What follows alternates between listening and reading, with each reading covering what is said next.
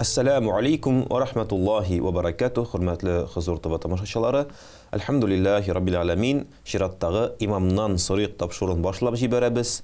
Сездән килеп ирешкән, үзебездән дә әле өстәп, инде сорауларны хәзрәтләребезгә бирә торган тапшыру, ва әлбәттә алардан үзебезгә бер гыйлем өстәү ысылу да әле бу. Пәйгамбәрбез шуннан да гыйлем аларга безне чакыра, Аллаһ Тәгалә моны боера. Шуңа күрә инде иншалла үзебезнең тапшыруыбыз сезнең өчен гыйлем өстәүдә бер файда булса иде, бер баскыч булса иде. Бүгенге тапшыруга килгәндә, хөрмәтле телевизор караучыларыбыз, бездә кунакта үзебезнең Казаныбызның тарихи мәчетенең имамы Аймурат хәзрәт Хаҗиев. Аймурат хәзрәт, ассаламу алейкум ва рахматуллаһи ва баракатуһ. Ва алейкум ассалам ва рахматуллаһи ва баракатуһ. Хәзрәт, хөрмәтле Хузур телевизиясе караучылар. Сезнең белән монда күрергә бик шатбыз, хәзрәт. Иншалла очрашуларыбыз еш булсын. Үзебезнең закатыбызны дип әйтик инде, гыйлем закатыбызны чыгаруда бер өлеш кертсәк, без дә бик шат булар идек. Ва әлбәттә инде Аллаһ Тәгалә тел ачкычлары биреп, бүгенге сорауларга да җавап кайтарган насыйп булса иде. Хәзрәт, бүгенге сөйләшә торган темабыз ул сихер белән, бозым белән бәйле. Шушы темалар турында сөйләшеп китәсе килә. Менә сихер дигәндә, бозым дигәндә, шуннан да әйткәндә куркыныч кебек, ләкин кемнән сорама, аның белән нәрсәдер бәйле. Мәсәлән, ул аны начар дип уйлама, ул нәрсә дип әйтә, менә багыша барып кайттым әле, балдагым югалган, табып бирделәр, Аллаһка шөкер. Үзләре Аллаһка шөкер, үзләре барып кайттылар. Ягъни, бәлки бу аларга барырга ярамый дигән информация барып җитмәүдән микән, бәлки тагын нәрсә, ләкин шушы әйберләр безнең тормышыбызда булып тора. Менә сихер, бозым, яки күрәзәчелек, яки багучылык, әле бит бүгенге көндә барлыкка килде, дип әйтик инде, эш күрүчеләр, дип әйтик, кайсыларына барганнан соң әйтәләр, менә сине шул бозган икән. Синдә шул икән. Күреп әйтеп бирәләр. Кемдер әйтә инде, алар бит җин белән эшли дип теге хәзрәтләребез. Шуңа күрә, нәрсә ул сихер, нәрсә ул бозым, һәм мәсәлән, Коръани Кәримдә менә шушы кирип киткәнче сорауларга сорау бирәсе килә, Коръани Кәримдә, хәдисләрдә сихер турында бер нәрсә әйтеләме? Гомумән Аллаһ Тәгалә безне кайсы яктан кисәтә булар турында? Аузу биллаһи минәш шайтанир раҗим. Бисмиллаһир рахманир рахим. Әйе, хәзрәт, шунапта сихер мәсьәләсенә килгәндә, бозым дик, сихер дик, һәр кеше инде төрлечә әйтә. Монда әлбәттә бу Коръәндә дәгән, Аллаһ Тәгалә Коръәни Кәримдә дәгән, пәйгамбәрбез үзенең хәдисендә дәгән безләргә сихер турында җиткерделәр. Инде ул сихер галимнәребез әйтә инде, Адәм пәйгамбәр барлыкка килү белән инде сихер дә барлыкка килгән дип әйтә галимнәребез. Һәм күп очракта инде пәйгамбәрләр дәгән сихер белән очрашканнар. Һәм шул вакытта менә Муса пәйгамбәр дәгән, шул бит Муса пәйгамбәр вакытында бик көчле була ул сихерчелек, бик көчле була сихерчелек. Һәм инде шул вакытта анда патшаларның дагы була яннарында сихерчеләр, шул бит без инде аны Коръәннән дә беләбез, укып та беләбез. Һәм менә Аллаһ Тәгалә бит инде шунда Таха сүрәсендә дә безләргә җиткерә. Бисмиллаһир рахманир рахим. Ва ла юфлиху ас-сахиру хайсу ата. Сихерчеләр ди Аллаһ Тәгалә әйтә, кайда гына булсалар да алар уңышка ирешмәс ди. Һәм инде шул вакытта Аллаһ Тәгалә әйтә, сихерчелек ул күфердәндер. Күфердәндер. Нәрсә ул сихер? Нәрсә ул сихер? Сихер ул, менә әйтәбез бит, Аллаһ Тәгалә һәр нәрсәне ничек башлай яраткан. Шулай бит. Ә менә бу сихер ул Аллаһ Тәгалә менә шушылай яраткан әйберләрне бозу, үзгәртү дигәнне аңлата. Сихерчелек кылу. Кешегә карата булсын. Нинди дә булса, анда бит инде бау белән анда, нинди дә булса бер әйбер белән дәгән сихер кылалар бит кешегә. Менә бу инде гадәти хәлне үзгәртү дигәнне аңлата сихер. Һәм инде әлбәттә бу Алла сакласын. Сихер ул динебездә тыелган. Аллаһ Тәгалә дә пәйгамбәрбез дә сихерне тыйган, шулай бит. Бу инде күферлек, бу инде ширк белән дә бәйле. Ягъни ширк дигәндә Аллаһ Тәгаләгә башка бер әйберне кушуны да аңлата. Алла сакласын. Монда инде шулай әйтергә кирәк, менә бүгенге көндә ул бик каты таралган. Менә имам буларак та шулай бит кешеләр мәчеткә дә киләләр, әйтәләр, менә хәзрәт, менә шулай булды әле, Анда кемдер әйтә, менә хәлем начарайып китте, шулай бит, менә шул кеше белән күрешкән, менә шуннан соң начарайып китте, менә шундый бер анда танышым бар, нем бар, ул менә миңа бозык кылган, сихер кылган ахырысы дип әйтә. Бу инде әлбәттә гадәттә кеше белә бәйле. Әмма иң әүвәл монда хәзрәт әйтергә кирәк, сихерне бит инде без әйтәбез шайтан бар дип, шулай бит, җиннәр бар дип. Иң әүвәл сихернең башы җиннәрдә. Шулай ук хадисләребездә дә шулай бит, Пәйгамбәрбез алейһиссалату вассалам әйтә, барды җиннәр ди, алар ди күккә таба бер-берсенә басып ди, шулай бит, алар ди теге күпер ясыйлар. Күккә. Ягъни Аллаһ Тәала әйтәбез, Лаухул Махфуз бар, шулай бит, Аллаһ Тәала яраткан бер китап бар. Анда һәр кешенең тәкъдире язылгандай, һәр дөньяның яратылышы язылгандай, анда һәр нәрсә ничек барлыкка килгән һәм ничек бетәчәк, бөтенесе язылгандай. Һәм менә шушы җиннәр инде шунда килеп, шунда менеп, шушы мәгълүматны алырга телиләр. Әмма аларның инде фәрештәләр шулай бит, бәреп төшә, менә бу йолдыз атыла дип әйтәләр бит. Йолдыз атылды, берәр теләк теләле дип әйттеләр. Шулай бит, шулай. Шундый ни бар бит инде безнең гадәттә. Ул йолдыз атылу, ул нәрсә? Фәрештәләр менә шушы җиннәрне бәреп төшерләр. Шулай бит, мимәсеннәр дип. Әмма алар нинди дә булса теге бер кисәген ләктереп алалар. Бер шунда әйтелгән сүзләрдән, һәм алар бер-берсенә теге чылбырдан әйтә башлыйлар. Менә шулай дип, һәм ничек була бу? Монда инде риваятта килә, иң ахыргы җин җирдәге ул бу мәгълүматны алып кая бара? Мәчеткә йөгерми бит хәзрәт. Шулай бит. Нинди дә булса бер теге дини бер нигә йөгерми бит.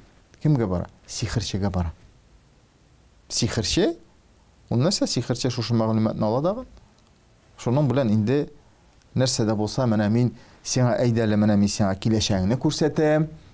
Менә әйдәле, менә мин сиңа менә синең нинди мәшәкатең бар, шул мәшәкатеңне чишәм, нинди сихерләккән сиңа, нинди бозымләккән, шуны чишәм диеп, ягъни кешеләрнең башына әйләндерәләр. Бу чынлап та кешеләрнең башына әйләндерү шулай бит. Сихерчегә барырга кушмый Пәйгамбәрбез. Ягъни инде кыскача нәтиҗә ясап әйткәндә, әгәр дә багучы булсын, сихерче булсын, кеше үзеннән үзе нинди дә булса гайры табигый әйберләр эшли алмый дип дигән нәтиҗәгә киләбез инде. Һәм әгәр дә андый кешеләрне күрәбез икән, менә шундый теге күрә белгән, итә белгән дип әйтик инде. Димәк, монда икенче зат бар, кем аңа булыша. Кем аңа булыша? Бу инширата җиннәр. Җиннәрнең чынында табигате, хөрмәтле тамашачыларыбыз, безнекеннән аерыла, аларның барлыкка килү рәвеше дә безнекеннән аерыла, аларга бирелгән сыйфатлар да безнекеннән күпкә аерыла, һәм шуңа күрә моны аңларга һәм кабул итәргә кирәк инде. Хәзрәт, менә сез әйттегез, имам булгач киләләр, башларым авырта, тагын нәрсә дип. Чыннан да менә бу сыйфатлар дип әйтик инде бозылган кешенең. Безнең менә беренче сораубыз да бозылган дигән кешенең үзен тотышында сәер адымнар, йокылык халәте күрә башлыйлар дип ишеткәнем бар. Бозымның үз симптомнары бармы дигән. Менә сез сөйли башладыгыз, кешеләр килә дип. Чыннан да менә әлбәттә аңларга кирәк, теге бөтен башы авырткан кешедә сихер юктыр. Юк. Аслыда шулай. Менә сихерләнгән, бозымлаган кешеләрдә бәлки 5-6 төрле симптом бардыр. Ниндирәк симптомнары бар менә шул кешеләрнең? Иң әүвәл инде шуны әйтергә кирәк, шулай бит теге менә баш авыртаманда, кайсыдыр җир авырта башлыймы, аны бит инде иң беренче теге сихер белән бәйләмибез. Иң әүвәл табибларга барып, шулай бит тикшеренергә кирәк, теге қан биреп, манда нәрсәдер узыпмы, шунда тикшереп карыйсың. Әлбәттә инде. Әгәр дә инде менә кай вакыт әйтәләр, менә хәзрәт врачларга бардым, табибларга бардым, берсе дә белмим минем нәрсә булган дип әйтәләр. Менә Аллаһ Тәала рәхмәте шунда очрактыр бар. Белмиләр. Менә шул очракта инде әлбәттә инде анда билгеләре нәрсә була. Менә шул кешенең йокысы килә, шулай бит. Кешенең бер нәрсә эшлисе килмәй. Менә әйтәләр бит теге депрессия дип. Ну бу депрессия дигәндә бу инде теге фәнни аңлатмасы дип әйтик. Без инде әйтәбез, бу теге кешегә бозым тигәндер. Яда чынлап та сихер тигәргә мөмкин.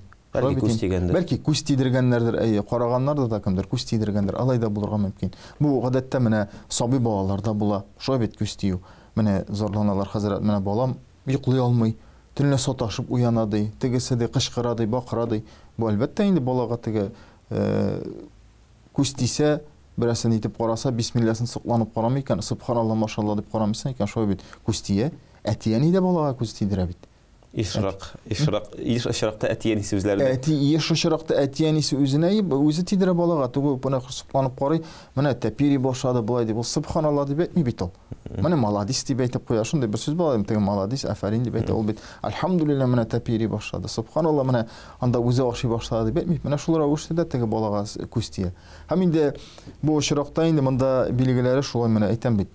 Юкка килә. Нәрсәдер эшлисе килми. Фикерне туплап булмый. Шулай бит нәрсәдер вакытта. Фикер чуалыша, ниндидер төрле асын уйлар керә башлый кешегә. Һәм инде ул ниндидер бер теге эштә үзен нитә алмый, шушы эшкә бәйли алмый. Фокус ясый алмый шушы эшкә. Менә булар инде шушы ниләрдән, билгеләреннән инде бу бәлки дә кешегә сихер тигән булырга мөмкин. Шундый да нитеп була инде. Монда инде һәм шул вакытта кеше әйтә, кайбер очракларда әйтәр, менә ир белән хатын, шулай бит, араларыбыз бозылды дип әйтә. Ир белән хатынның. Ә бит шундый бар бер шайтан димме, Аллаһ Тәгалә нәрсә дип әйтә? Шайтан ди үзенең тәхетен ди диңгезгә корган ди. Шулай бит, шундый бер хадис, ялгыш әйтәм, хадистә әйтелә, шулай бит. Һәм менә шушында шайтан ди үзенең ниләрен чакыра. Теге вазирләр, аскариләрен чакыра. Һәм һәрберсенә теге бар. Ниләр вазифа бирә, фәрманнар бирә, менә кешеләрне юлдан яздыр. Шайтанның эше шул бит инде, шулай бит. Ул бит Аллаһ Тәгаләдән ахыр заманга хәтле вакыт алды. Ни өчен? Кешеләрне яздырам диде. Синең юлыңнан диде. Шулай бит. Аллаһ Тәгалә нәрсә ди? Син мин теләгән күрсәткән кешеләрне генә юлдан яздыра аласың диде. Монда да шулай бит. Аллаһ Тәгаләнең әмере белән, Аллаһ Тәгаләнең тәкъдире белән генә эшли бара тик шайтан. Һәм менә шунда моның шайтаннар янына шушында тәхетенә килә башлыйлар, берсеннән сорый, син нәрсә эшләдең? Менә мин анда берсен белмим, анда начар юлга киттем, анда берсен тәмәке тарта башлады, эшә башлады. Әле син бер нәрсә эшләмәгәнсең дип җибәрә, шулай бит. Әле синең бу эшең бер нәрсәдә тормый дип. Шуннан шул вакытта берсе килә дигән, аннан сорый, син нәрсә эшләдең ди. Мин ди ир белән хатынның арасын аердым ди. Шунда шайтан нәрсә ди? Менә афарин. Син иң яхшысын эшләдең ди. Менә ни өчен шулай? Чөнки гаилә таркалу дөреслектә шулай бит. Гаилә таркалу дигән сүз ул балалар ятим кала дигән сүз. Киләчәктә ул балалар нәрсә күреп үсә. Гаилә бит ул. Пәйгамбәрбез алейһиссалату вассалам әйткән шулай бит. Аллаһ Тәгалә дә әйткән, сез берләшеп дигән шулай бит. Ва халакнакум азваҗа дигән Аллаһ Тәгалә әйтә. Мин сезне парлап яраттым. Сез берләшеп гаилә корыгыз. Шулай бит. Ягъни Аллаһ Тәгаләгә иншаалла киләчәктә гыйбадат кылучылар күбәйсен. Шулай бит. Пәйгамбәрбез сөннәтен үтәп баручылар үссен дип, пәйгамбәрбез шулай бит. Пәйгамбәрбезнең өммәте үссен дип әйтә бит пәйгамбәрбез. Ә шайтан менә шуны аера икән, димәк, ир белән хатын арасында ни керсә, җәмәгать тә бозыла дигән сүз. Алла сакласын. Алла сакласын. Шуннан да инде Монда инде сихерның төрләренә дә теге бераз гына күз сала башладык. Менә теге мәсәлән ир белән хатын арасын, яки ике кеше арасын, яки бер кешенең үзенә сихер төрләре бик күп, хөрмәтле караучыларыбыз. Әле иншалла аларга кайтырбыз. Икенче соруга күчик, чөнки сораулар да бик күп хәзер. Җавап кайтарганда да теге сораулар туып тора. Ләкин сораулар да бик күп, аларга да тукталып үтик. Инде пәйгамбәрбез Мөхәммәд Мустафа саллаллаһу алейһи ва саллям бозымнан зыян күргәнме? Андый фикер ишеткән бар дип әйтелә. Бар, бозымнан зыян күргән, сихердән дип. Зыян күргән. Монда инде шундый бер риваят бар. Пәйгамбәрбез алейһиссалату вассалам авырып китә. Авырып китә, урын өстенә ята. Һәм шул вакыт теге карыйлар, тикшерләр бер ничектә теге ниеп авыру бетми. Шул вакыт инде Җәбраил фәрештә дип әйтә риваяттә килә, инде аңа китерә бер вахи, ачыклык. Менә шундый кеше сиңа сихер кылган, шул җипләрне тинәп сихер кылып куе эченә салган дип әйтелә. Риваят килә бердә. Шунда инде сахабалар баралар, шушыны инде алалар, тиндә чынлыкта дагын табып алалар, шушы сихер кылган, сихерче шулай бит. Ниндидер бер сихерче бозом кылып, шулай дип әйткән пәйгамбәрбезгә. Шул рәвешле пәйгамбәрбез урын өстендә ята, авырып сихердән. Һәм инде шунда пәйгамбәрбез шушы сихерне ничек боза? Коръан белән. Шулай бит. Коръан белән боза. Нәрсә ди? Аятул Курси, Фалак, Нас сураларын укып, шушы төеннәрне шиштирә. Шулай бит. Шул рәвешле пәйгамбәрбез алейһиссалату вассалам шифаланып китә. Менә ягъни монда карарга кирәк, шулай бит. Инде сихер ни өчен тыелган? Сихер ул адәм баласын үтерергә мөмкин. Адәм баласын урын өстенә яткызырга мөмкин. Шулай бит. Алла сакласын. Монда инде бу әйткәнемчә шулай бит, кешенең нәрсәнеңдер табигатын бозу, монда бит инде кешенең дәгән халаты бозулу дигән сүз. Алла сакласын, кеше сихердән үлеп тә китәргә мөмкин. Әгәр дә чынлыкта да сихер тигән булса, монда табиблар да таба алмый сәбәбен. Алай да булырга мөмкин. Алла сакласын. Шуңа күрә сихер тыелган. Шуңа күрә ул сихер ул күфрлек рәтендә бара. Шулай бит, күфрлек рәтендә бара. Алла сакласын. Менә бу пәйгамбәрбез Мөхәммәд Мустафа саллаллаһу алейхи ва сәлләмгә сихер тиюнең тәфсирчеләр яки сир галимнәре тарафыннан берәр төрле хикмәтен аңлатмыйлармы? Моның хикмәте бар. Чынлыкта дагын бу инде киләчәктә менә Аллаһ Тәгалә юлында булган кешеләргә шулай бит ничек сихердән котылырга икәнен монда. Бер үзенең Аллаһ Тәгаләне бирелгән муҗиза шулай бит. Әгәр дә пәйгамбәрбез моны күрсәтмәгән булса, шулай бит, менә шулай дәваланасыз, шулай шишәсез дип әйтмәгән булса, Алла сакласын, кешеләр төрле сәбәпләр белән иткән булырлар. Шулай бит, моны дәваларга тырышырлар. Я да бәлки, белмим, башка бер мәсьәләдә булырга мөмкин. Шуңа күрә инде монда моның хикмәте Аллаһ Тәгалә менә шушы рәвешле пәйгамбәрбез аркылы шулай бит безләргә дә җиткерде. Сихер бар ди. Сихер чынлыкта да бар. Кай вакытта әйтәләр бит кешеләр, нәрсәне сихер юк улан дия бер нәрсәне бу бит уйдырман инде бер дип кенә әйтәләр. Сихер бар, Алла сакласын. Бузыклык бар. Кеше белән кеше арасында. Ул сихер нәрсәдән булырга мөмкин? Кемдер мәсәлән, кемгәдер ачулы. Шулай бит. Кемдер мәсәлән, белмим анда, кемгәдер көнчелеге бар. Шушы рәвештә шулай бит, шуңа инде булырга мөмкин, Алла сакласын. Хәзрәт, алдагы сорау, инде сорау биргәннәр, намаз уку шушы сихердән яки күз тиюнең зарарыннан яки инде теге тагын да күбрәк зарардан коткара аламы дигән. Иншалла коткара ала. Монда менә төптән ук динебездә карасак, пәйгамбәрбез алейһиссалату вассалам һәр вакыт иң әүвәл нәрсә дишәде үзе? Тәһарәтле булып бирде. Шулай бит. Иң әүвәл диде, тәһарәтле булып бирегез диде. Ягъни бу инде күп мәшәкатьтән коткара адәм баласын. Шулай бит, чынлыкта да пакланып, чистарынып бирсә. Икенчедән, ни өчен менә пәйгамбәрбез анда мәсәлән өйгә кергәндә, өйдән чыкканда, бәдрәфкә кергәндә, каядыр нәрсәдер эшләгәндә һәр вакыт дугалары бар, шулай бит. Дугалары бар һәм һәр вакыт эшне бисмилла әйтеп эшләгез диде. Ни өчен? Чөнки бу дагын шушы вакытта менә шушы күз тиюдән, сихердән саклый адәм баласын. Иң әүвәл һәр вакыт дуга, һәр вакыт Коръән аятлары, шулай бит. Һәм инде менә монда дагын намаз дагын шулай ук адәм баласы гыйбадәт кыла. Аллаһ Тәгалә ни өчен дип яраттым ди. Кешеләрне, җиннәрне шулай бит. Лaqad халакнал инса вал җинна илля лиябудун. Гыйбадәт кылыр өчен яраттым ди. Аллаһ Тәгалә. Ягъни әүвәл адәм баласының яратылышы, аның барлыкка килгән табигаты ул гыйбадәттә булу.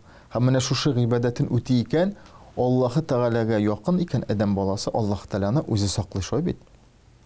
Аллаһ Тәгалә үзе саклый. Димәк ки, намазны дагын сихергә карата шулай бит файдасы бар. Сихердән саклый, иншалла. Синең тәһарәтле булуың дагын, зикр кылуың дагын һәр барса адәм баласын сихердән саклый. Һәм шул вакытта Пәйгамбәрбез алейһиссалату вассалам нәрсә ди? Олы һәм кече гөнаһлар үтәмәгез ди. Үтәмәскә тырышыгыз ди. Шул вакытта дагын бу дагын адәм баласын сихерләрдән саклый. Ягъни син нәрсәгә шулай ди? Менә мәсәлән адәм баласы бер гөнаһ кылса, ул нишли? Ул күңеле ягыннан тегрүш әйткәндә духовный яктан ул әзрәк аның бер загыйфләнеп әйтә, күңеле ягыннан шулай бит. Һәм менә шу загыйфлектән җиннәр, шайтаннар файдаланырга мөмкин. Вәсвәсә кылып, берсен үтәдең бит инде. Ярар инде, Аллаһ Тәгалә кичерер, әйдә, мосын да үтә дип, шул рәвешле сине бит инде һаман адәм баласын бит зур гөнаһларга китерә ул. Теге син бер гөнаһ үтәдең дәген, тәүбәсен кылмыйсың икән. Икенчесе килә, өченчесе килә, Алла сакласын, менә шушы рәвешле адәм баласын теге кеше буларак, шулай бит. Инде бөтенләй деградация кылырга мөмкин. Алла сакласын. Шуңа күрә инде монда намаз да, дуга да, шулай бит, белгән зикрләребез дәген Аллаһ бирсә сихердән саклар.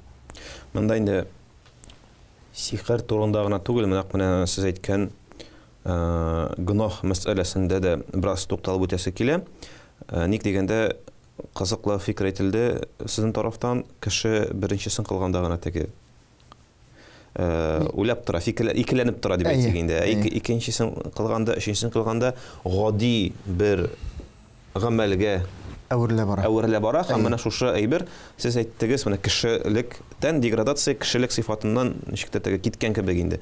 Ягъни чыннан да кеше әгәр дә уйласак инде акыллы зат дип, бу чиракта инде ул ничектер акылын киресенчә менә шушы гөнаһлы эшләргә кылып, күңел халатын менә шушы безне кеше иткән әйбердән юкка чыга. Чөнки әгәр дә карасак, акыл компьютерда да теге ни бирсәң, искусственный интеллектлар бар икән бүген көндә, теге үзенә күрә бер теге шаблон белән ул да эшли белә. Без дә үзебезнең шаблон белән эшлибез, ләкин безне күңел калып саклый бит инде, Аллаһка шөкер дигәндәй.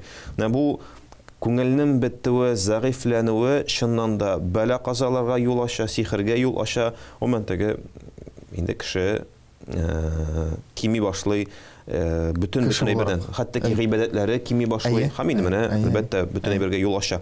Менә бу гөнаһ мәсьәләсе бик шундый кызыклы итеп керә кеше күңеленә. Менә моның турында бәлки иншалла тагын бер сөйләшербез әле, чөнки сез әйткән менә бу система башта беренчесен кыла, аннан соң шайтан әйтә, әйдә инде, икенчесен, өченчесен дип.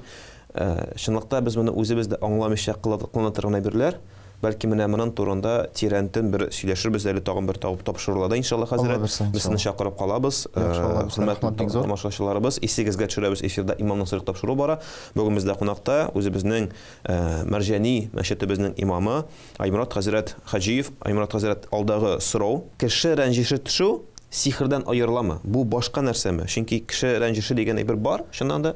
Бар. Монда инде без әйтәбез бәддуга дип сорау, бит бәддуга дип атала инде. Монда сихер ул аерым нәрсә, кеше рәнҗеше төшү ул аерым нәрсә. Сихерне аны кемнәрдер, шулай бит, туп-туры кем өчендер, башка эш кеше өчендер эшләргә мөмкин. Туп-туры итеп. Менә шул кеше өчен дип исемен нин атап. Кеше рәнҗеше төшү монда инде бу бераз икенчерәк мәсьәлә. Мәсәлән, күп очракта Аллаһ Тәгалә нәрсә ди? Пәйгамбәрбез алейһиссалату вассалам нәрсә ди? Кайсы кешенең дугасын Аллаһ Тәгалә кабул кыла? Өч төрле кеше дигәндә мазлум баранда. Мазлум баранда. Мазлумның дугасын Аллаһ Тәгалә кабул кыла. Менә шушы вакытта Адәм баласы үзенең нәрсәсендер кыйшытылганын белгәндә, ул үзе дә абайламаганнан бәлки. Шулай бит, менә әйтеп куярга мөмкин. Сиңа да шулык булсын. Сиңа да шулык булсын инде. Менә бу бәддуга җәмәгать. Менә бу инде кеше рәнҗеше төшү, шулай бит, кемгәдер. Әгәр дә син аны рәнҗетсәң, нәрсәдә, ничек тә булса рәнҗеттең син аны. Ул шул вакытта сиңа нәрсәдер шундый рәнҗешен төшерергә мөмкин. Аллаһ Тәгалә нәрсә ди? Кабул итәм дип бит. Бу әгәр дә чынлыкта да кеше рәнҗетелгән булса, шушы кеше тарафыннан рәнҗетелгән була икән, менә бу бәддуганы инде Аллаһ Тәгалә кабул кылам ди. Әгәр дә инде чынлыкта да рәнҗетелмәгән була икән, бу күп очракта кай вакытта шулай булып китә, машинада барганда да шулай. Рульдә йөрибез. Кай вакыт берсе сине кискен генә анда кисеп китә. Я кошаңа кирип чыгасың. Машина ватылсын инде синең дип теге әйтеп куябыз бит. Бу да бит шул. Бәддуга, бу да рәнҗеш төшү. Яни мине бит ничектер теге үземнең хакларымны итте бит лазерак теге кысты. Шуңа күрә әйтеп куясың. Син аны кеше абайламаганда да әйтеп куя. Әмма Аллаһ Тәгалә кабул кылса, Аллаһ Тәгалә кабул кылса бу кешегә бит аны рәнҗеш төшә дигән сүз. Шул вакытта бу кешенең нәрсәдер булырга мөмкин бу кешегә. Монда инде әлбәттә сихер белән бутамыйбыз, булар икесе ирле. Сихер дәген, күз тию дәген, кеше рәнҗеше төшү дәген, булар аерым әйберләр. Иң хәтәре ул сихер. Шулай бит. Сихер кылу моны тыелган. Күз тию аны абайлап та бетермәскә мөмкин. Күз тиюне. Артык мактап ташлап. Чынлыкта бит динебездә бит теге мактау. Монда не күз тидерен дип түгел, үзеңчә мактыйм дип әйткәндә. Мактыйм дип син теге яхшылык эшлим дип начарак килеп чыгара мөмкин. Бу теге күз тию килеп чыгара мөмкин. Шул вакытта рәнҗеше Пәйгамбәрбез нәрсә ди? Өч төрле кеше җәннәткә кирмәс ди, шулай бит. Кемнәр алар?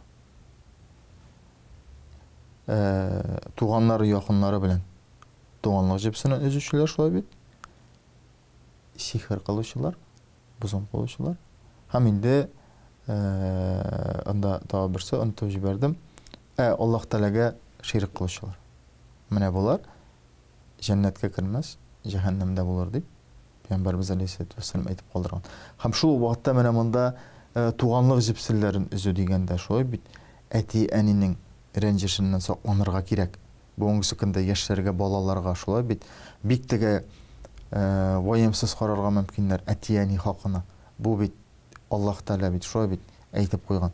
Әти әни ул югары урында безнең өчен. Шулай бит. Әти әни синнән разый икән, Аллаһ Тәгалә дә синнән разый. Әти әни синнән разый түгел икән, Аллаһ Тәгалә синнән разый түгел. Димәк ки, синең киләчәктә тормышың бетәчәк гомумән. Синең мәшәкатьләр килеп чыгачак, тегесе булачак, чөнки әти әнинең рәнҗеше калган булса. Әти әнинең хәйр фатихасын алмаган булсак, шулай бит. Алла сакласын, монда дагы игътибарлы булырга кирәк бу мәсьәләдәге. Хәзрәт, менә сез искә төшердегез, 3 төрле кешенең дуасы кабула арасында мәзлум бар иде. Шушы хадистә 2 төрле әйбер күреп алдым.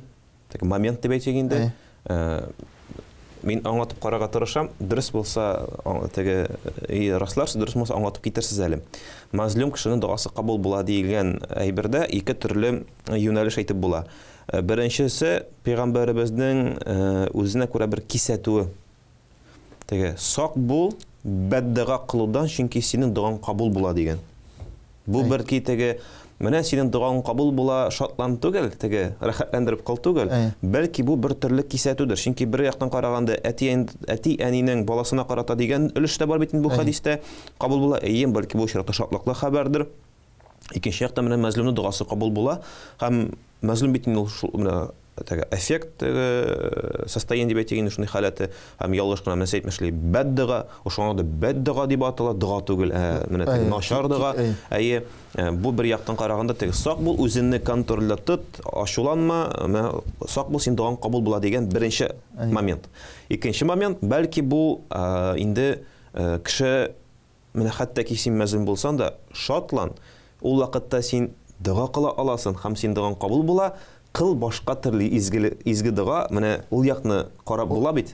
Карап була, монда инде әлбәттә шул вакытта менә Пәйгамбәрбез алейһиссәләту вассаламның шулай бит тормышына кире кайтсак, сирга Пәйгамбәрбез алейһиссәләту вассалам бер кайчан дагы бер кешегә карата дагы начар дуа кылмаган. Нинди генә халәттә булса да шулай бит. Беләбез, ул Таиф шәһәрендә барды шулай бит, анан да рәнҗиттеләр бит. Шулай бит. Ул әйтте, иншалла моннан диде киләчәктә галимнәр динебез турында галимнәр чыгар диде. Уйламады да улам турында. Кешегә ниндидер зыян салама, кешегә ниндидер бер анда начар дуга кылумы, аны турында уйламады Пәйгамбәрбез алейһиссәләту вассалам. Инде бүгенге көндә без әлбәттә нәрсә генә булса да, янда тегеләй әйтсәм, булай әйттең синең дип, шулай дип әйтәбез бит. Алла сакласын. Чынлыкта да менә монда да сез әйткәнчә хәзрәт шулай бит. Бер яктан теге сак бул, үзеңә чынлыкта да карап йөр. Сүзләреңә игътибар ит, чөнки һәрбер әйткән сүзең ул язылып бара шулай бит. Рақиб белән гатид 2 фәрештәбез язып бараны. Булган ул язылган Дулатул аклам ва җафатис суху хадисдә әйтә шулай Пәйгамбәрбез. Каләмнәр язган, һәм инде язылганнар кипкән. Аны берничә дә булмый. Шуңа күрә игътибарлы булырга кирәк монда дагы. Һәм шул вакытта теге монда бит инде кешенең халәтенә дә карап. Пәйгамбәрбез алейһиссәләту вассалам нәрсә ди? Ад-дуа силахул муъмин. Дуа мөселманнарның коралы. Ягъни безнең һәр кешенең нинди генә халәттә булмасын, шулай мөселман кешенең аңа авырлык килдеме, аңа җиңелме, аңа кемдер бер начарлык эшләдеме, дуа кылабыз шулай бит. Бу шарыкта шуңа күрә дә инде халәтенә карап, адәм баласына халәтенә карап. Монда иншаллахта да менә риваятләрдән дә килә бит. Мәсәлән, Фиргавунның хатыны шулай бит дуа кылды. Ул бит Фиргавунның карата мәзлума булды шулай бит. Ул нәрсә дип дуа кылды? Миңа кагылмасын, я Раббым. Бу миңа кагылмасын диде шулай бит Фиргавун. Чынлыкта да кагыла алмады. Шуңа күрә бу бит инде кешенең теге халәтеннән карап, шулай бит теге бәлки дә нахакка кылы булмасын дип әйтәм инде мин. Нахакка бәддуга кылы булмасын. Ул бит аңа карата ниндер начар итмәде, үзенә карата иминлек кенә сорады. Кабулда булды. Кабулда булды шул вакыт. Аннары кабул булгасын ничисең. Шул вакытта бер риваятта бар нәрсә ди. Пәйгамбәрбез алейһиссалату вассалам әйтә, әгәр дә мәсәлән кеше бәддуга кылды икән. Начар дога, кеше рәнҗеше түгел, нәрсәдер дуа кылды. Һәм шул вакытта шушы кылган кеше әгәр дә моны эшләмәгән була икән, чынлыкта ул аны рәнҗетмәгән, нитмәгән шулай бит. Бу очракта нәрсә ди? Пәйгамбәрбез алейһиссалам әйтә, бу дуга ди. Күктә йөрер дә. Шуннан 50-гә 50 ди. Дуга кылучысына да кайтар ди. Һәм бу кешегә дә кайтар ди. Бер сәбәпсезгә. Күрәсезме? Бу да бит монда да игътибарлы булырга кирәк. Алла сакласын. Менә сез әйткән Таиф вакыйгасы чыннан да уйланырга сәбәп. Әле моңарча теге ул хәлне укыганда без аны укыйдык. Менә Пәйгамбәрбез саллаллаһу алейһи ва саллям Таифка барган, анда үзенә карата бик салкын карашны каршы алып, ташлар белән салкын гына түгел, ташлар атып. Мин инде теге әзрәк кенә җиңел әйтәм. Һәм фәрештә килгәч, фәрештәгә җавап дип кенә кабул итәм моңарча. Менә хәзер шушы тапшыруда шушы ике вакыйганы кушып, беренче очракта хәдисне мазлум дуасы кабул була дигәндә, икенче очракта Пәйгамбәребезнең шушы менә инде канга баткан вакытта да буны фәрештәләр әйдә таш яудырабыз, тауны каплыйбыз дигән вакытта да үзенә күрә бер дугаймы әйткән вакытта ул хәзер мазлум Пәйгамбәребез һәм ул дуга да кылады. Мондан галимнәр чыга, мондан ниләр чыксын дигән дуга, һәм чыннан да бу көнне Таиф шәһәре теге зур галимнәр чыккан. Бик дөрес, бик данлыклы шәһәрләрдән. Инде әлхәмдүлилләh менә шушы динне Раббыбыз Аллаһ безгә диндә фәһемлек бирсен ие. Амин. Менә шушы якны иншалла Аллаһ Тәгалә ышкындырмасын. Аллаһ Тәгалә инде рәхмәте белән дәвам итәбез. Сихер бозымнан дугалар давалыймы? Бу баладан бары тик дугалар гына давалый аламы? Инде хәзрәт ни өчен бу сорауны керттек тапшыруга? Бу көндә берәр төрле сихер барлыкка килгәннән соң гадәттә дуга кылу урынына без чабабыз кимгәдер. Һәм аңлар идем имамнар булса, ләкин без әйтәбез, менә күрше авылда яки Мариэлдә анда бер әйбәт эшкөрүче бар икән. Белә икән әле ул теге. Менә бу очракта аңлатып китсәгез иде, безнең инде бер 10 минут вакыт тирәсе калды, ләкин шуңа сыйырсак иде. Дуалар беренчедән булышамы? Һәм нинди дуалар кылсак була иншалла инде. Һәм инде икенчерәктә менә теге чыннан да, әгәр дә үзебез дә туябыз икән берәр төрле сихер, бозым кебек нәрсә, эшләргә, имамнарга барыргамы, әллә шул эшкөрүчеләргә барыргамы, әллә беренче очракта кулны күтәреп дуга кылгамы Раббыбызга, нәрсә эшлик, нинди этап дип әйтик инде. Монда шулай өстәп шуны да әйтәсем килә. Кай вакыт әйтеп тә куялар, менә ди бик мөселман дини кеше икән, күрәзәчелек кыла икән дип әйтәләр. Бу инде теге сафсата дип әйтәләр. Туры килә алмый торган фактлар. Бик тәгән. Чөнки чынлыкта да Аллаһ Тәгалә ышанган кеше шулай бит. Мөселман кешесе, менә мин нине күрәм, күрәзәчелек кылам, анда шулай бит, шуны беләм, монысын беләм дип әйтмим. Алла сакласын. Андый булса да аны аны кулламый, Алла сакласын. Шулай бит, чөнки бу тыелган бит инде гамәл. Һәм шул вакытта менә син ничек инде бер ниндидер бер чит кешегә барып, шулай бит үзеңә дәва сылый аласың. Менә әйдәле менә, әйтәле миңа, сихердән анда булыш дигән мисал. Кая белсәң инде ул сине. Ул сине күргәне дә юк. Ул сиңа ничек ярдәм итә ала? Шулай бит. Кем безгә ярдәм итә? Аллаһ Тәгалә безгә ярдәм итә. Шулай бит. Чынлыкта даган Аллаһ Тәгаләгә инанган кеше, шулай бит. Намазында булган кеше, дуга кылучы кеше, Аллаһ Тәгаләдән ярдәм сорый. Иң беренче инде сез дә әйткәнчә, китә ул башка кемгәдер ярдәм сорап. Шулай бит. Ул сихердән нидән дә булмасын. Теге материал ярдәм кирәк булганда да бит инде шулай бит. Аллаһ Тәгаләдән сорамый, ул барганда кемгәдер бер нигә шулай бит. Әйдә менә булышалы дип. Иң беренче бит инде ниятең. Аллаһ ризалыгы өчен, Аллаһ Тәгалә ярдәм итсен дип шулай бит. Һәм инде шушы вакытта дагы менә кемгәдер бару, аңа нәрсәдер, аннан нәрсәдер сорау, тегесе монысы бу да инде белгәнекчә теге ничек дип әйтим, шарлатанство инде ул кешенең теге русча әйткәндә әйтәм инде, ул кеше теге ярдәм итә аңа дип юк, андый әле бер булырга мөмкин түгел. Һәм шул вакытта Монда менә нәрсә әйтергә кирәк, шул әйттек тә инде шулай бит, монда дуга ярдәм итә ала. Дуга Аллаһы бирсә ярдәм итә ала, шән күңелдән дуга. Әмма шул вакытта җәмәгать менә шушы бер хадисне дәген әйтеп узасым килә шулай бит. Анда хадисның ахырындарак әйтә: "Ва мал'абуху харам, ва машрабуху харам, ва гузия бил харам, фа анна ястаҗабу лаху ди." Шушы бер хадисендә килә бит. Шулай анда риваятта килә, барады бер кеше, шулай бит тузанга батып беткән, шундый гына бер беткән халәттә, кулын дугага күтәргән дә ди сорады. Раббысыннан сорады, һәм сөйли, һәм шуннан Пәйгамбәрбез санап китте, аның ди. Ризыгы харам бу кешенең. Кигән киеме харам. Үзе бөтенләй бүтән җире белән харам икәнен күрсәтеп тора ди. Һәм ничек ди Аллаһы Тәгаләгә, Аллаһы Тәгалә бу кешегә җавап бирергә тиеш. Шуңа күрә дәген җәмәгать дуга кылганда дагын аның тәртибе бар. Менә Әдәм баласы бит инде Аллаһ Тәгалә халәтен үзгәртмәде бит инде кешенең. Үзе үзгәрмичә шулай бит. Һаман бер халәттә икән, гынахынтысында кыла, белмим анда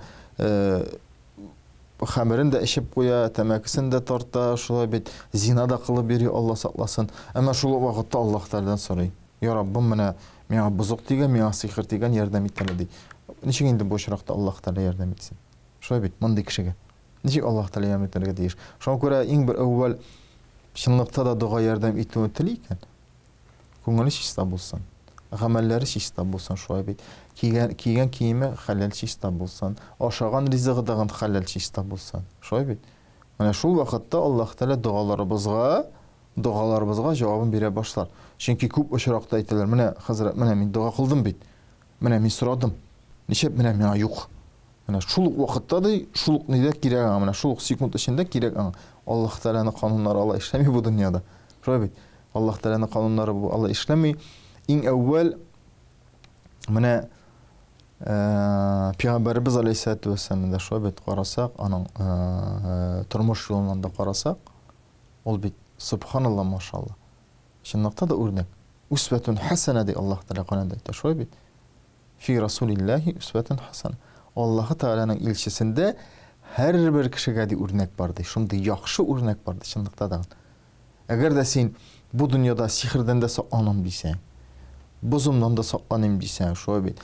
Күз тиюдән дә, кеше рәнҗешеннән дә сакланым дисәң, синең менә халәтең шундый әйткәндә идеальный булырга тиеш. Менә шул очракта нидән дә беләбез? Сахабаларыбыздан да беләбез, шулай бит. Гомәр радиллаһу анһу. Нәрсә дип әйтә? Шайтан ди аны әйләнеп узган икән. Беләсезме менә? Уйлап карагыз. Шайтан кешене әйләнеп узган. Шул хәтле курыккан аннан. Ни өчен курыккан? Ул көчле булганга түгел бит. Ул рухи яктан шулай бит. Дин ягыннан субханалла машалла шундый нык, шундый көчле булган адәм баласы. Гомәр бер яктан барса, шайтан икенче яктан бар. Менә шулай килә рибә. Икенче ягында бар. Монда бит күз алдына китереп булмас, уйлап карагыз. Бу мөмкин дә без шайтанны үзебез кертәбез. Үзебез кертәбез яныбызга. Бик дөрес, үзебез кертәбез. Өйдә әллә нинди сыннар да куялар. Өйдә нәрсәдер анда, белмим, ние дә бар, тегесе дә бар, музыкасы да уйнап тораның өендә. Шулай бит. Бу бит инде бөтенесе тәэсир итә. Бер караганда инде теге музыкада яны юк ди, шайтан шуннан керә бит, Алла сакласын, шулай бит. Бүген музыкасын куя. Иртәгә Коръәнне калдыра.